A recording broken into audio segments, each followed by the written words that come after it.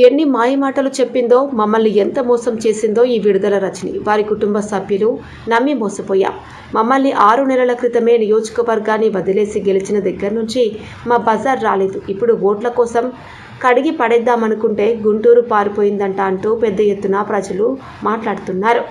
మాజీ మంత్రి పత్తిపాటి పుల్లారావు విజయం కోసం వారి సతీమణి పత్తిపాటి వెంకటకుమారి ఎన్నికల ప్రచారం చేస్తూ సూపర్ 6 పథకాలను ప్రజలకు తెలియజేస్తూ అఖండ మెజార్టీతో పత్తిపాటి గెలిపించాలి, ప్రజల పక్షాన పోరాటం చేసి ప్రజలకు అండగా ఉండేది తెలుగుదేశం పార్టీ అంటూ ఎన్నికల ప్రచారం చేస్తుంటే అపురూపమైన స్వాగతం పలికారు.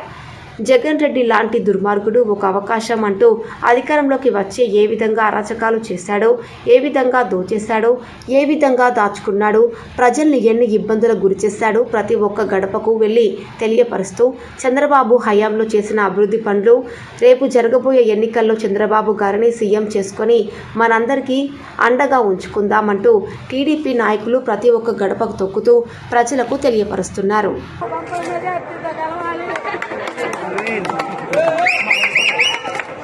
ఇప్పుడు చదవబట్టదు, పత్తిపాటి కుటుంబం తప్పు చేయదు, అది మన నినాదం.